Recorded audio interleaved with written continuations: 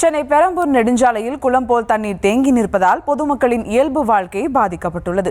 இதுகுறித்த கூடுதல் விவரங்களோடு நேரலையில் இணைகிறார் செய்தியாளர் ராஜேஷ். வணக்கம் ராஜேஷ், அங்கு தண்ணீர் தேங்கி நிற்கிறது, வெளியேற்ற ஏதேனும் நடவடிக்கை எடுக்கப்பட்டிருக்கிறதா? அது குறித்த விவரங்கள்.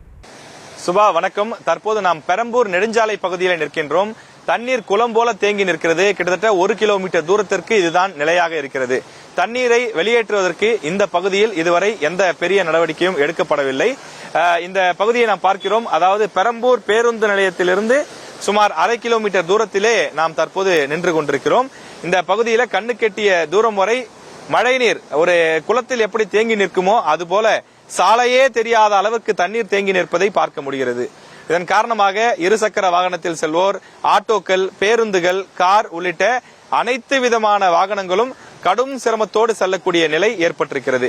சாலையும் குண்டும் குழியுமாக இருக்கக்கூடிய காரணத்தினால் எங்கு மேடு இருக்கிறது, எங்கு பள்ளம் இருக்கிறது என்று தெரியாமல் வாகன ஓட்டிகள் மிகுந்த கவனத்தோடு எச்சரிக்கையோடு செல்லக்கூடிய ஒரு சூழல் ஏற்பட்டிருக்கிறது. பலரும் இந்த பள்ளத்திலே சிக்கிக்கொண்டு தடுமாறி கீழே விடக்கூடிய காட்சியையும் அவ்வப்போது பார்க்க முடிகின்றது. சில பேர் இறங்கி வாகனங்களை தள்ளிக்கொண்டே செல்கின்றார்கள். இந்த பகுதி வழியாக ஒவ்வொரு ஆண்டும் இதே போல மழை பெய்யும் போது ஒரு லேசான மழை பெய்தால் கூட அதிக அளவு தண்ணீர் தேங்கி நிற்பதாக வேதனையோடு இப்பகுதி மக்கள் தெரிவிக்கிறார்கள். இந்த பகுதியில் இருக்கக்கூடிய கடைகள், அத்தியாவசிய கடைகளாக இருக்கக்கூடிய மளிகை கடை, காய்கறி கடை போன்றவை எல்லாம் மூடப்பட்டிருக்கிறது. இதன் காரணமாக இப்பகுதி மக்களுடைய வாழ்வாதாரமும் பாதிக்கப்பட்டிருக்கிறது. அவர்கள் ஒரு சிரமத்திற்கு ஆளாகக்கூடிய நிலைதான் ஏற்பட்டிருக்கின்றது. இந்த பகுதியில் இருக்கக்கூடிய பொதுமக்களிடம் அந்த பேட்டியை கேட்கலாம். ஐயா வணக்கம். இப்ப நீங்க இதே பகுதி தானா? இது ஒவ்வொரு வருஷமும் இந்த மாதிரி தண்ணி நிக்குதா? என்ன பிரச்சனை எல்லாம் ஃபேஸ் பண்றீங்க?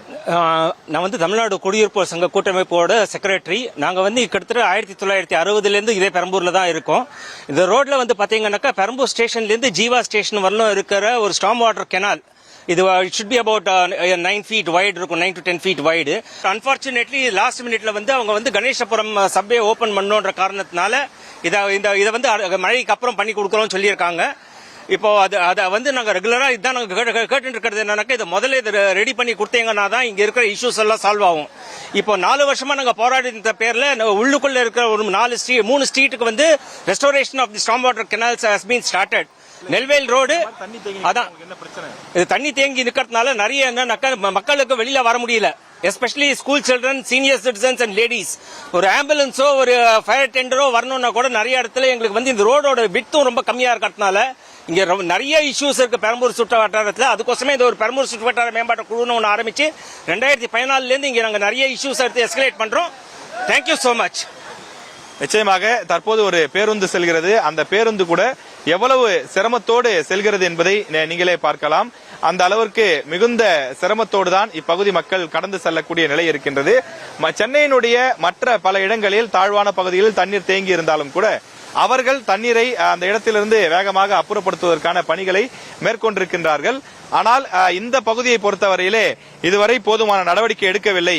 அதன் காரணமாகத்தான் இவ்வளவு தண்ணீர் தேங்கி நிற்கிறது என்றும் சொல்கின்றார்கள். பல வாகனங்கள் கீழே விழக்கூடிய ஒரு நிலைதான் இருக்கின்றது. இருசக்கர வாகனங்களில் வரக்கூடியவர்கள் பள்ளத்திலே சிக்கிக்கொண்டு கீழே தடுமாறி விழக்கூடிய நிலையும் இருக்கின்றது. இப்பகுதி மக்களுடைய கோரிக்கை என்னவென்றால் உடனடியாக இந்த பகுதியில் இருக்கக்கூடிய தண்ணீரை அப்புறப்படுத்த வேண்டும். இங்க இருக்கக்கூடிய பள்ளம் மேடுகளை சரி செய்வதற்கான நடவடிக்கையை அரசு விரைந்து மேற்கொள்ள வேண்டும் என்பதுதான் அனைவருடைய கோரிக்கையாக இருக்கிறது. களத்திலிருந்து விவரங்களை வழங்கியமைக்கு நன்றி ராஜேஷ்.